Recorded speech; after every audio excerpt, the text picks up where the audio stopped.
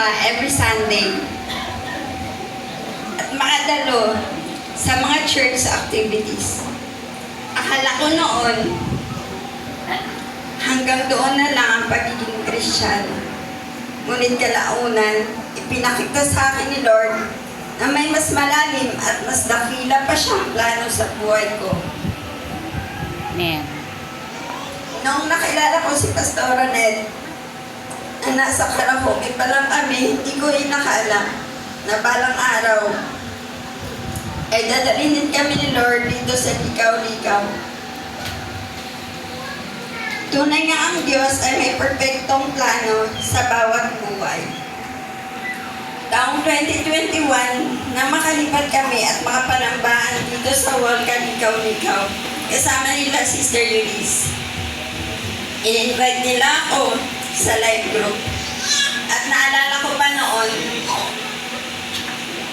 sabi ko kay Pastora Net, sa live group niya na lang po ako, Pastora, kasi parang mas mga bata yata kaysa sa akin yung live group nila Sister Eunice. Pero, kumbaga may purpose talaga kung bakit si Sister Eunice ang naging live group leader ko.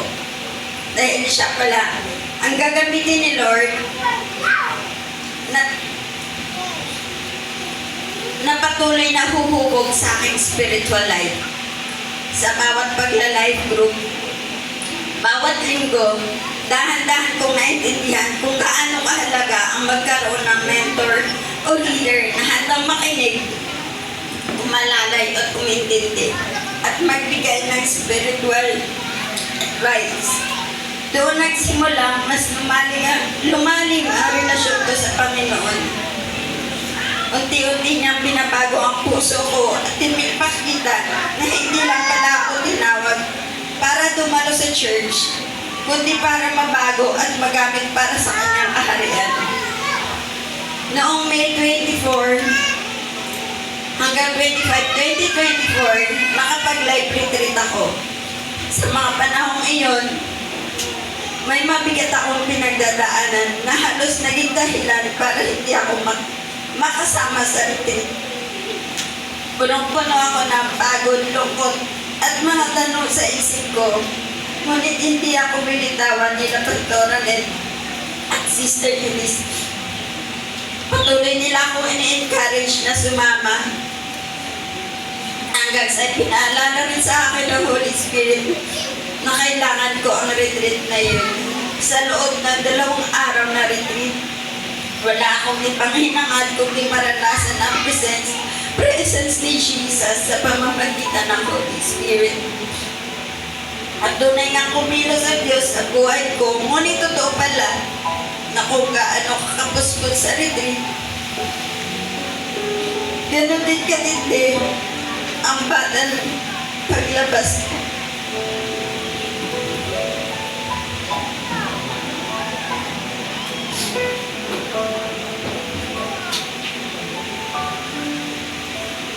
Dumaan ako sa pinakamabigat na pagsubok ng buhay ko. Umabot sa punto kong iiyak na nangako palagi sa Diyos at tinatanong, Lord, bakit ako? Bakit sa akin? Nangyayari. Ang gusto ko na naman ay magkaroon ng buo at masayang pamilya. Ngunit sa gitna ng sakit at pagkalugmok, doon ko mas nakita ang katapatan ng Diyos. Hindi niya ako iniwan. Kahit kailan, ginamit niya ang buhay ko.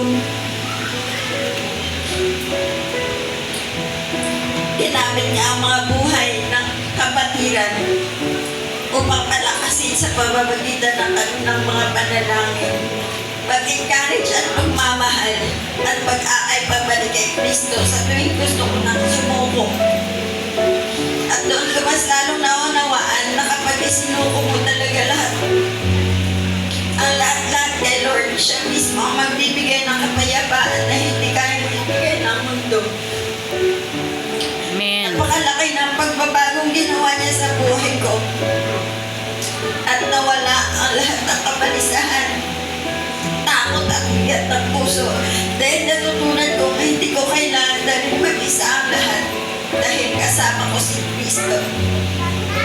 Ang dating babaeng nakakulungan sa kwarto, walang pakialam sa ibang tao at walang confidence sa sarili.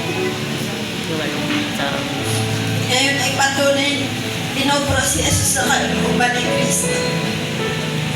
Masaya ako nakakapaglingkod sa pamamagitan ng pagluluto at paglilinis sa kusina. Hindi ko akalain darating ang panahon yung pagkakatiwalaan din ako ng alaga ng mga tao. Ngayon po ay parte na po ako ng actually hosting and music team. At higit sa lahat, isa na rin po akong mentor at ginagamit ng Diyos sa pag-mission sa pamilya by the grace of God. Tunay nga hindi madali ang buhay Kristiyano. May laban, may luha, may proseso at sakripisyo. Ngunit ito rin ang buhay na puno ng pag-asa, pagmamahal at tunay na kapayapaan ni Kristo. Kaya patuloy kong pinipiling mamuhay para sa Kanya at isabuhay ang Kanyang salita. We need to walk what we talk with Jesus. Amen. For His kingdom. Dating babaeng walang pakialam, ngunit ngayon ay pinagkakatiwalaan at ginagamit ng Diyos para sa Kanyang kaluwalhatian.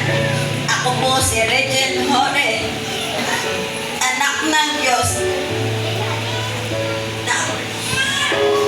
anak ng Panginoon, at ang pangalan niya ay Jesus. Sa Kanya ko po ibinabalik ang lahat ng papuri at pasasalamat dahil alam ko po na hindi ko po ito magagawa kapag wala po ang patnubay at gabay niya sa akin sa araw-araw.